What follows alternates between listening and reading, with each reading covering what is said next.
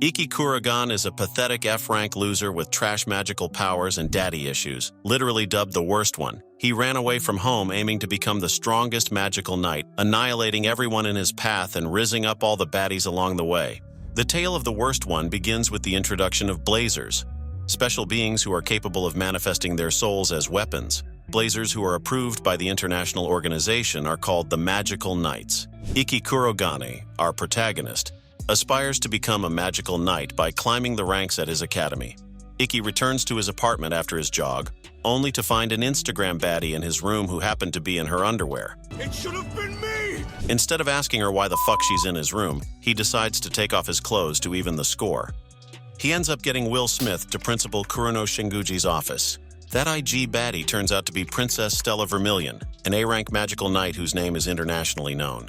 Ikki apologizes like the simp he is. Stella accepts the apology, but then tells him to kill himself. The two then get into a pointless argument and Stella starts activating her magical powers, ready to turn Ikki into ashes. The argument instantly de-escalates after Ikki tells Stella that the reason he stared at her body was because he couldn't take his eyes off of her beauty. Kurono then interrupts them and announces that starting today, they are going to be roommates. After getting into another argument about the room rules, Kurono suggests that they should have a mock battle and fight it out. Stella proposes that the loser should become the winner's slave. And although Ikki is a pathetic F-rank loser, he accepts, thinking that a victory would ensure his placement in the 7-star fight festival. They stare each other down in the arena. Stella begins the shit talk by telling Ikki to stop being a magical knight. Their battle begins with the summoning of both their weapons, and Stella arrogantly charges ahead. Her shit talk doesn't stop either as she caves her way into breaking his defense.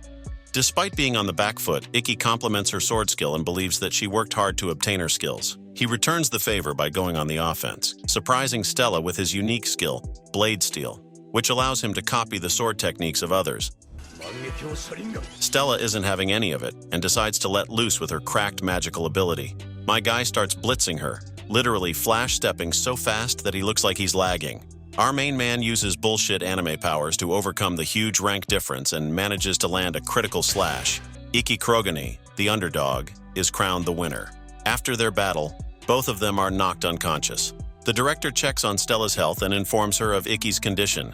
Stella is puzzled as to why a competent blazer like Ikki is deemed the worst in the academy. She tells her that Ikki's a special case whose abilities are not considered in their evaluation, placing him in the lowest rank. Stella later checks up on Ikki and gets in a sus position. This bitch is so starved just touching his abs, sends her off to Delulu Island. After Ikki wakes up, Stella honestly apologizes for not taking him seriously. Ikki reminds her that she is now his little bitch and must do whatever he desires. Stella is hesitant at first but gives in. Surprisingly enough, Ikki is good-natured and just desires to have her as his roommate. The next day, Ikki and Stella start training together. Even though Ikki informs her of his rigorous training regimen, Stella doesn't seem to mind jogging 20 kilometers with him daily. When Ikki offers her a drink, Stella is reduced to a flustered mess, thinking that they would indirectly share a kiss. Ikki is happy to note that his sister is entering the school. The Crimson Princess interrogates him to check if they are blood-related. Sharing their first class, their insomnia-looking-ass teacher Yuri reminds the class of the director's words. Different from all the previous years, this year's evaluation will consist of the fighting results of the students, with the top 6 winners being selected as their school representatives. The students were tasked to have a match every 3 days with total battles charting out to at least 10 per person. This announcement alone scared away most of the students from participating in the festival. After wrapping up their class, Ikki is bulldozed by another chick. Kagami Kusakabe is a big fan of his and wants to cover him in her newspaper article. Stella gets irritated because Kagami is squeezing Ikki's arm between her plot and starts leaving. Ikki tells Kagami that they'll talk later and starts running back to Stella. When Ikki is catching up to her, the voice of his sister Shizuku brings him to a stop. Shizuku and Ikki reunite, with him being barely able to recognize his sister. She latches onto him for an unexpected kiss. FBI, open up! The inbred doesn't seem to mind and thinks he has W family Riz.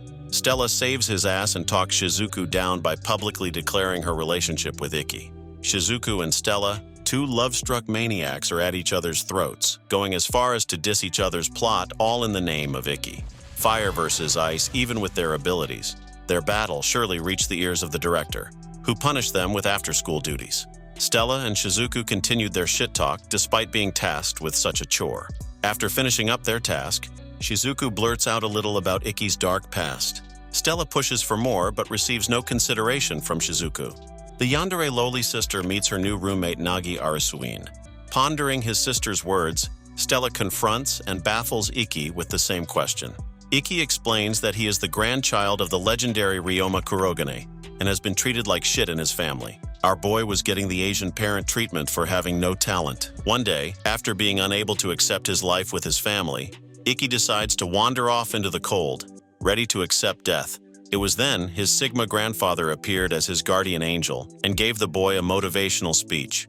Ikki vows to become a Chad samurai just like him and aspires to become a respectable magical knight.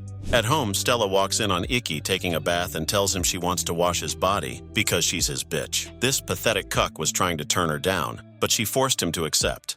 While she is washing his body, obviously it becomes incredibly difficult to ignore the massive plot right in front of him. Stella asks Ikki if he likes looking at plots. After admitting he does, she presses her melons against his back, troubling Ikki with her approach. In a sudden twist of events, the dumb bitch unclasps by accident and starts losing her shit when Ikki picks it up. She resorts to slapping him again in the name of feminism. After their daily practice session the next day, Stella informs Ikki about her first opponent. Ikki tries to reveal data on the blazer, but she shuts him up. Stella here likes taking on opponents without prior information about their skills, knowing she's going to gap them anyway with her cracked abilities. Because they don't have school the next day, Stella musters her resolve to ask him out on a date. But before she can utter the words, Ikki's inbred sister Shizuku texts Ikki asking him to go to the mall with her. Their joint hangout commences with Ikki, Stella, Shizuku, and her roommate Nagi. The girls are at odds against each other, but Nagi and Ikki introduce themselves politely. Ikki is visibly shaken to note that Nagi sees himself in a feminine light. Sharing a meal at the restaurant, Shizuku is stumped when Ikki wipes some cream off her face. Hot milkers Princess Stella proceeds to cover her entire face with cream, hoping to receive the same treatment. Her efforts are thwarted when Ikki leaves to fetch a towel. In the restroom, Nagi and Ikki share a conversation about Shizuku, who usually hesitates when meeting new strangers. Nagi commends him for his personality. Suddenly, two thugs barge inside and decimate the restroom with a rain of bullets. They surprisingly don't find anyone inside and leave. It was all thanks to Nagi's spiritual device, allowing them to hide in shadows. Ikki and Nagi are quick to realize that their building has been seized by the same group. After reaching the control room, Ikki contacts Kuruno to inform her about their situation. She gives them permission to use their devices outside school premises as the police is requesting their assistance. In the meantime, everybody inside the mall has been taken hostage by armed men. The girls are waiting for their chance to beat the group down. Shizuku whispers to Stella that she has a plan and tells her not to act until Shizuku is ready. Stella, however, is forced to confront the group to rescue a child from meeting his maker. The group's leader, Monkey D. Dragon, introduces himself and cleverly provokes Stella by pointing a gun at the boy's mother. Even though it was a trap, she forcefully pushed her way through and gets her ass handed to her because of his device. His rings allowed him to absorb and release powers of the opponent. He tells her the only way she can ensure the boy's survival is by apologizing on her knees while undressed. Left with no choice, Stella begins removing her clothes. Ikki cannot for the life of him control himself and wants to help her, but Nagi binds him to his own shadow, suggesting him to have faith in his inbred sister. From within the group, Shizuku is able to cast her barrier to protect the civilians. Ikki uses this moment to lunge forth and delivers us a mouth-watering action sequence, successfully slashing off the leader's arm with his 7th secret sword attack. They thought it was all over, but the terrorizing group had secretly planted one of their goons hiding within the hostages. For a second, it looks like they have the edge, but in comes an unknown man, who dismantles the remaining members and saves the day. The man's name is Kirihara, another student from Hagen Academy that has a history with Ikki. Ikki walks over to thank him, and Kirihara reminds him that they were supposed to fight each other during the previous year. However, Ikki never showed up to that fight, and Kirihara calls him out. He then tells Ikki to check his inbox. Ikki sees that they're scheduled to fight each other at the festival again. Kirihara tells him not to run away this time, and that he's looking forward to kicking his F-rank ass. After the beginning of the festival event, Stella receives an astonishingly easy first win. Her opponent chickened the fuck out without a fight. Stella takes her shower and the group meets up with Kagamini, who claims to hear a lot of gossip. Nagi and Kagamini are quick to bond. Ikki is carefully assessing the use of Kirihara's abilities, which allows him to turn invisible during a fight. Ikki explains that a punk like Kirihara would never take a fight with Stella because of her wide-ranged attacks. Stella thinks he is a chicken for only taking on the weak, but Ikki suggests otherwise as he is dubbed the Hunter. Ikki goes for a jog and comes across Nagi. Nagi confronts Ikki and inquires about his problems with Kirihara. It turns out that Ikki's family had connections with the previous director and they were trying to have him kicked out. Kirihara saw Ikki as the perfect target and started attacking him. Ikki did not want to retaliate. Using his device even to defend himself would have gotten him expelled, so he got his cheeks clapped. On the day of the fight, Ikki accepts the terms to fight his opponent in a battle that could lead to real injury. Nene Saikyo, yet another overpowered loli, amuses her time with him. She talks about giving him a special private lesson tonight. That's fucking illegal. It seems that Ikki is drowning in bitches. The director takes Nene away, crushing her dreams. Moments away from his official battle, Ikki is traumatized with his memories and nearly loses composure. The contestants were requested to head to the arena through an announcement. The revenge battle finally begins. Kirihara starts the fight by activating his domain expansion. With Area Invisible activated, Ikki is able to fend off his arrows despite Kirihara's own invisibility. Shit gets real tough though when he begins shooting him down by making the arrows invisible too. Ikki suffers the brunt of the arrows with the entire school watching. It dawns on Stella that he gave in to the pressure and anxiety of the battle and was in dear trouble. Kirihara starts getting into Ikki's head by telling him he'll never graduate by winning at the 7-Star Festival. The crowd starts laughing at Ikki for having such ambitions despite being a pathetic F rank. Ikki just stands there like an idiot while getting bombarded by arrows and eventually falls down. The crowd starts chanting the worst one along with Kirihara. Stella starts raging and tells everyone to shut up. She then yells at Ikki, telling him to stop being such a little bitch and get up. Ikki then gets up and does some Fight Club shit and punches his inner G back into himself. With the power of pussy on his side, Ikki confronts Kirihara. He starts focusing really hard and activates perfect vision. This ability allows him to locate his opponent by doing some basic Asian math. He uses it to launch a counterattack. Kirihara pussies out and runs like a little bitch, conceding, begging, and pleading to be spared. Ikki's brutal assault comes to an end, nearly slicing off his meat missile. Ikki Kurogane is the victor of his first fight and earns the praise of the crowd. Due to his bad condition, he is hurried to the medical room. Ikki wakes up to spot a drooling Stella resting by his bed. When she wakes up, she goes off on Ikki for getting himself beat up like that. Ikki apologizes for making her worry. Afterwards, he confesses to having a crush on her. She gives him a kiss on the cheek and tells him she likes him as well. They promise to meet each other at the finals of the Star Festival as opponents. Stella tells Ikki to be careful because she's not planning on losing to him again. Some time passes and Ikki is able to reclaim himself by remaining undefeated in 5 fights of the tournament, finally leveling up. In class, Kagami approaches him and asks if Ikki can help her with sword training, receiving an irritated reaction from Stella. Ikki's classmates, on the other hand, are jealous of his F-rank Riz being able to pull so many baddies. Back in their room, Stella is hesitant to ask Ikki to develop some plot together. However, this G doesn't give a fuck and goes to bed. The next morning, he has bitches balancing on one leg in the name of swordsmanship. His male classmates are jealous of his godlike Riz and start confronting Ikki, asking him to leave some for them. In complete OP protagonist style, Ikki is able to fend off the group by himself. The attention-starved boys admit their faults and plead Ikki to train them, further building his fan base. Stella patiently waits to share a drink with Ikki, but as always, his cock-blocking sister Shizuku chimes in and ruins their interaction. Stella runs off angrily because she's tripping as usual. She thinks Ikki only wants to train the other girls and not her. Back in their dorm, Ikki and Stella have a conversation about this. Ikki explains that Stella is already far too advanced in her sword skills, and because they have different fighting styles, training her would only be disadvantageous. He asks her if she's willing to come along to tomorrow's training and she agrees. The next morning, Ikki takes his bitches to the swimming pool for advanced sword training. At the pool, the students are gathered in their respective swimsuits. A mysterious girl seems to be observing the group. Ikki is busy training his classmates and leaves his girlfriend unattended. Fixating on his words from afar, Stella is able to submerge herself into a subconscious experience. Only for a few moments, though, Kagami startles her with her words and nearly makes her choke. Kagami is able to interpret the divide between Stella and Ikki in their relationship, and tells Stella to man the fuck up if she doesn't want another woman slathering over her man. After Ikki is called over by Kagami to talk with Stella, He vaguely asks her if they should continue this relationship. Obviously, his ominous words stir the milkers off her chest, and Stella begins to tear up. Both of them argue for a while and become annoyingly loud over it. Ikki and Stella finally confess their one true desire, to share a proper kiss. The couple finally shares an actual kiss, and they return to the academy. Jump-starting into yet another battle, Ikki finds himself battling against the super-fast Ren Tamaru. Meanwhile, Stella is also battling against her opponent. Even though they were both faced with the student council members, the lover couple overpowers each of their opponents and claims victory. As usual, his psychotic sister and Stella are butting heads against each other over Ikki after the battle. Ikki reports noticing a stalker that's been following them for a week. The same woman who was at the swimming pool, who oddly enough is hiding in plain sight. He calls her out. She turns out to be another dumb bitch who tumbles down and crashes into the water just seeing him. Tending to her after the incident, Ayase Ayatsuji introduces herself to Ikki and his group.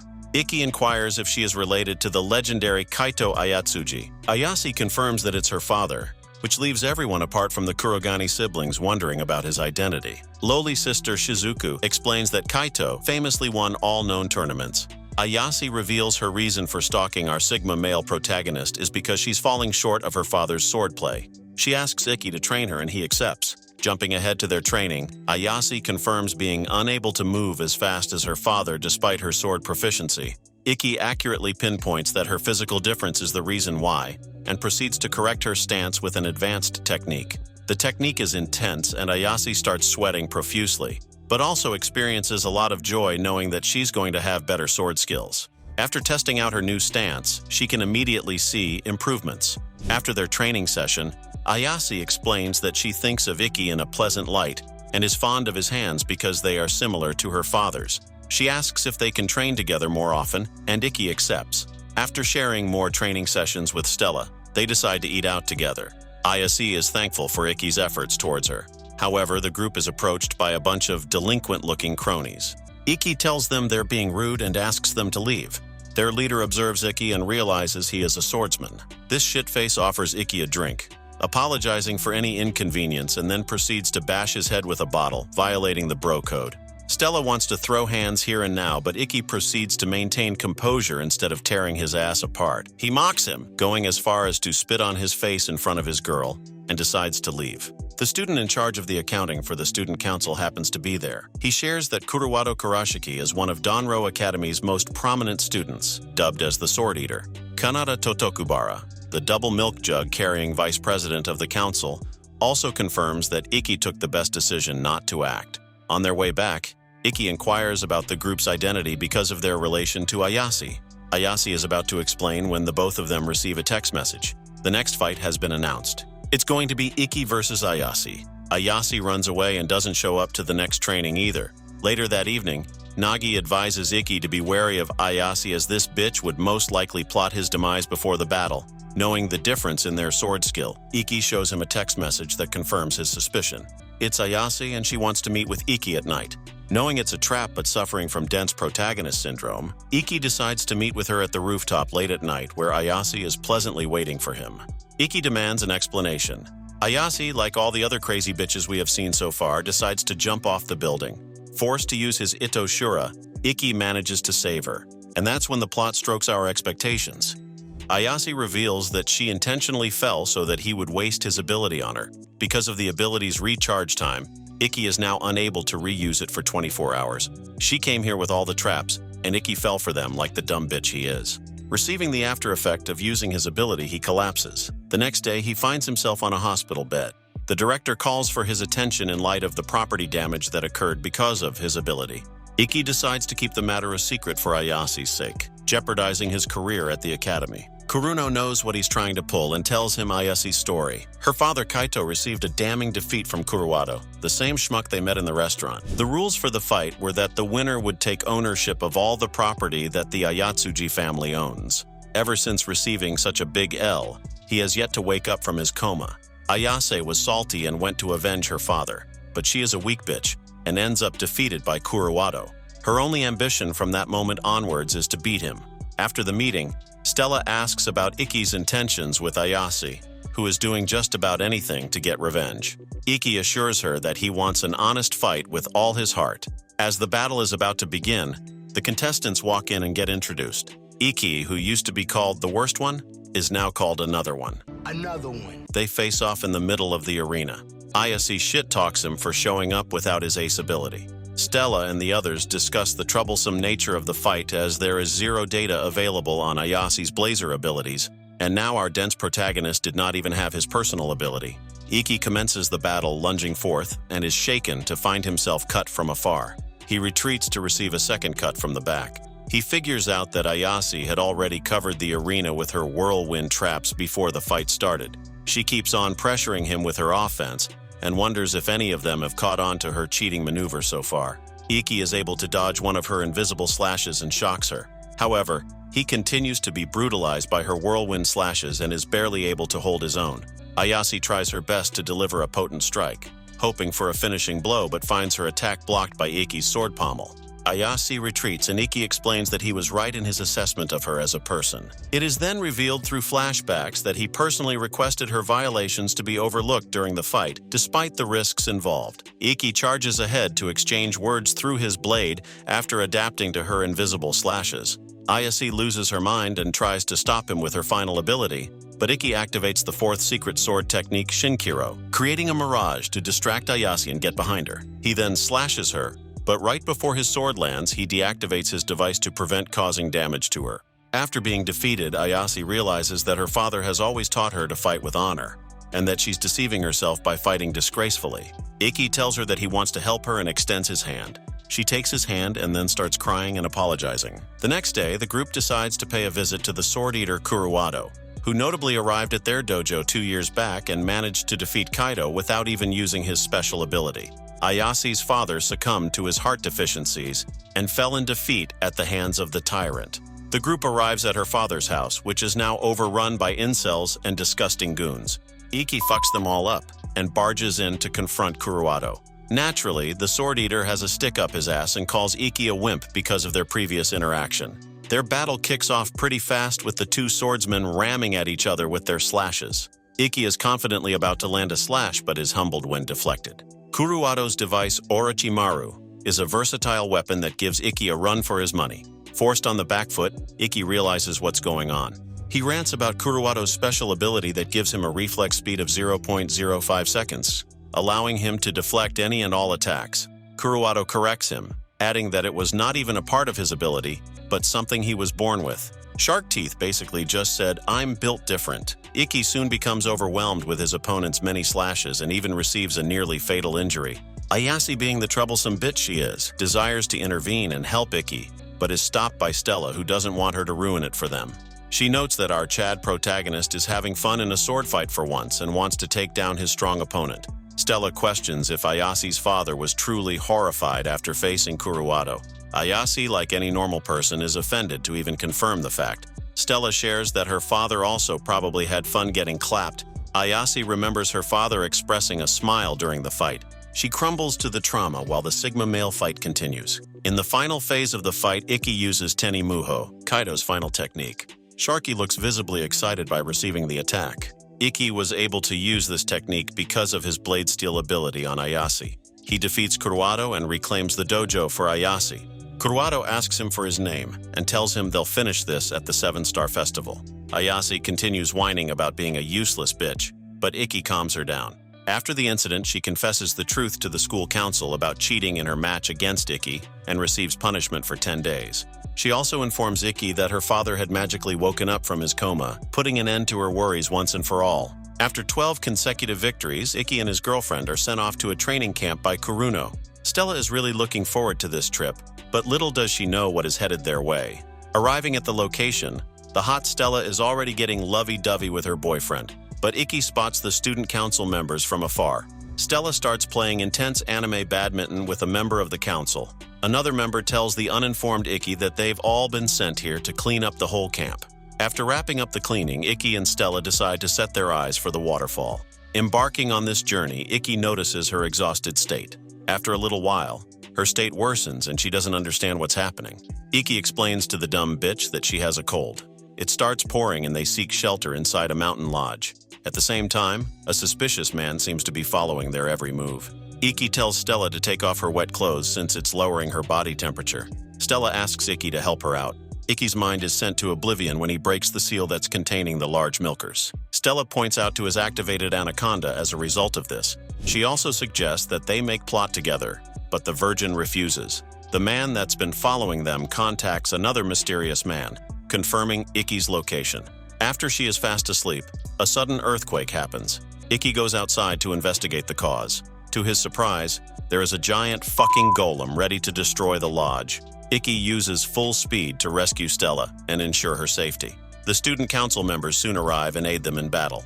One of their members explains that the golems are controlled by a blazer through a steel wire. Ikki asks him how they should fight that blazer. In walks baddie Toka Todo, the president of the student council and also the strongest at Hagun Academy, with humongous milkers that represent her power level. She explains how to deal with the situation and proceeds to take out the golems and the blazer by sending her electric powers through the wire. The mysterious man watches the blazer collapse. He laughs and says he'll have to come up with something else for dealing with Ikki. Meanwhile, Shizuku gets a text about her next fight. She's going to be the one that's going to face these electrifying milkers in the arena. The next day, Shizuku starts reflecting on her life.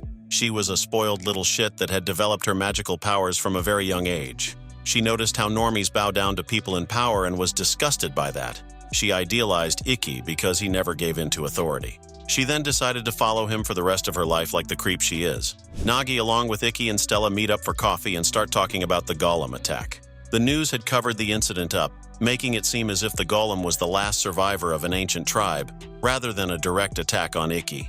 He informs Nagi that they're still unaware who's behind the attack. They start discussing his sister's battle that's taking place on the next day. Shizuku, being a water-type user, has clear problems facing her opponent, who is the Thunder God. Nagi clarifies that her ultra-pure water is unaffected by any element including lightning, rendering her weakness meaningless. Ikki is still worried because he's witnessed the power of her humongous knockers. Nagi later meets up with a determined Shizuku, who wants to follow in her brother's footsteps and aims to become qualified for the 7 stars. She feels that she's not strong enough, knowing that Ikki is worried about her. She's determined to defeat the council president Toka and prove that she's worthy of her brother. At last, the battle between the Witch of the Deep Ocean and the thunderous Toka comes by. Toka's brimming with her electricity and is ready to face her opponent. The battle commences, and the commentators are shocked that neither of them are making the first move, waiting for the slightest miscalculation on their opponent's part. Toka's Raikiri spiritual device is a beast when it comes to eating up her opponents. All she needs is 1 slash. Shizuku aims to fight Toka at range to give herself an advantage and surprisingly traps her opponent. Or so she thought, because the electric goddess re-emerges without a scratch. Toka begins to use an OP bullshit ability that allows her to delete frames from Shizuku's vision, quickly gaining the advantage. Shizuku physically cannot see her coming, and is barely hanging on. Ikki claims that his sister's brain is unable to see through Toka's vicious attacks, the same technique Neni once used on him. Neni demonstrates the technique on Stella and fumbles around with her melons in the hopes of her own growth. Resuming back to the battle, Stella even cheers for the bitch she hated since the beginning. Shizuku strengthens her resolve and goes on the offense. She creates a large field of fog in the arena, allowing her to attack freely, fast-forwarding to her getting clapped as Toka turns around and finishes her off with a perfectly timed Raikiri, marking the end of their battle. Later in the evening, the group pays Shizuku a visit in the medical room. She asks them to leave her alone for a while. Ikki and Stella understand her feelings and leave. Nagi stays and comforts Shizuku.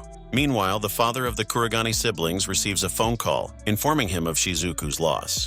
The same mysterious man that plotted the golem attack on Ikki is there as well, and it turns out that he's working for Ikki's father. The man wants to discuss their next move against Ikki. Ikki's father tells him to take care of it how he wishes. After Stella incinerates her 14th opponent, she is able to advance further in the event. Ikki and Stella share a moment and hope to fight each other in the finals. They carelessly kiss while a spy from the shadows snatches their photograph. The director calls Ikki in her office and asks him if he knows the mysterious man Akaza from the International Federation of Magical Knights. Ikki explains that he's seen him a few times back when he was living with his family, and he knows that he's been working under his father. Kuruno explains Akaza's interference with their school as of late, hinting at the fact that Ikki is most likely the target. Ikki tells Kuruno that he doesn't want to cause trouble for the school, but before he can finish his sentence, she tells him that it's her duty to look after her students. When Ikki and Stella arrive inside the council room, they find the president's plump ass full on display. The same president who knocked the shit out of his sister is a clumsy idiot in her day-to-day life. Later, they are introduced to another side of the council president when she starts taking care of orphans. Ikki and Toka and another member of the council start cooking food for the orphans. Ikki thanks Toko for saving them from the golem attack back at the camp, and also for clapping his sister. Toka looks at Ikki and asks him if he's figured out her ability. Ikki confirms he did, and she proceeds to explain it in details. She has the literal ability to read one's mind by reading brainwaves. That ability is called reverse sight, and it's the reason she was able to fend off Shizuku's traps. Ikki realizes that the source of her strength comes from others and wonders about his own, not knowing that it's his Riz. The story begins to take a dark turn when Stella and Ikki find themselves photographed in a newspaper article, causing a great international controversy and allowing the mutt Akaza to drag Ikki into his mess. He takes him away to an unknown place in Tokyo, marking the first day of his incarceration. The Chad is interrogated and questioned as if he has committed war crimes. Akaza is cruel and also kind enough to conduct the remainder of his selection matches under their premises. Despite the harsh treatment, Ikki perseveres and wins battle after battle. Ms. Yuri cleverly gives him a small token, which is revealed to be Stella's distinct red hair. A message from his main bitch, indicating that she's keeping their promise and motivating Ikki. He capitalizes on this moment and suggests a meeting with his father. Ikki arrives at his father's office and is reminded of the traumatic life he led in the past. It is revealed that our Chad protagonist has daddy issues and is craving for acknowledgement. He asks his father if he will acknowledge him if he becomes a magical knight. However, Mr. Kurogane doesn't have any soft spots and regretted that his rubber broke when this failure was born. He reminds Ikki that he never had any expectations of him, and that people with lack of talent shouldn't promote mediocrity despite their efforts. Ikki's world falls apart hearing his father's words. No portfolio or Riz could combat this kind of miserable end. Mentally scarred and defeated, he returns to his incarceration and manages his 19th win without fail. Akaza plots the end for our boy and sentences him to fight the thunder goddess Toka as his next opponent. If he defeats her, they'll drop the charges and let Ikki go. He also cannot afford to lose, as that would strip him of his journey to become a magical knight. The day of the tournament arrives with 6 winners determined in 6 battles. The hot princess Stella and the likes of Nagi are also battling to qualify for the 7 Stars tournament. Obviously, the most anticipated battle is Ikki versus the thunder god Toka. The director, Neni, and the battle god Nango are all looking forward to the matches ahead. Ikki, however, is nowhere to be found. The director uses her 1000 IQ brain and deduces that Akaza had something to do with his disappearance. He left Ikki at the location of his incarceration, scheming to wear him down even more before the start of the fight. We find Ikki, who is battered and bruised, unable to keep up and running full speed to reach the arena. After nearly succumbing to his own self-doubts, our virgin protagonist manages to embrace the warmth and wakes up to see his sister Shizuku. She and the others, including Stella, Ayase, and the rest of his classmates, all cheer for their loved hero. Ikki takes a step forward, courageous to meet his legendary match. Todo enters the stage, a shining star of the academy and its evergreen champion. Finally facing her is Ikki Kurogane, dubbed Another one. Toka acknowledges that our boy is in a beaten-up state, but refuses to hold back in excitement for her opponent. He welcomes her advances and even drops the "I will beat your strongest with my strongest" one-liner on her. Ikki begins the battle and immediately enters Ito Shura to finish it in one blow. Even though it was a reckless first move, Ikki was dearly hoping his Chad energy reaches Toka to accept the straight blow, which it did. The 2 fighters lunge forth to finish it in one strike, shattering their limitations and exceeding expectations. Ikki prepares a final strike, giving it his all and tearing his body up as consequence. The smoke clears with the weapon Raikiri shattered to pieces and Toka hitting the ground. Ikki Kurogane is the undefeated winner of the selection tournament. Akaza's panties are in a twist because of this outcome, so he rushes to the arena to assault Ikki, but Stella sends his ass flying. Ikki lands right into the milkers, receiving the perfect reward after his difficult battle. Confessing his love to her in the public eye, Ikki and Stella hope to become a family. The Emperor of Vermilion hits up Mr. Kurogane in light of this confession and approves of their relationship, being a better father than Kurogane ever could be. Ikki and the others receive their medals for qualifying for the 7-Star Battle Festival. He is also rightfully announced as the school's lead representative, and a proud Toka is happy to impart him with some good-hearted wisdom. In the end, the group of friends are peacefully enjoying each other's company. Subscribe for Another one.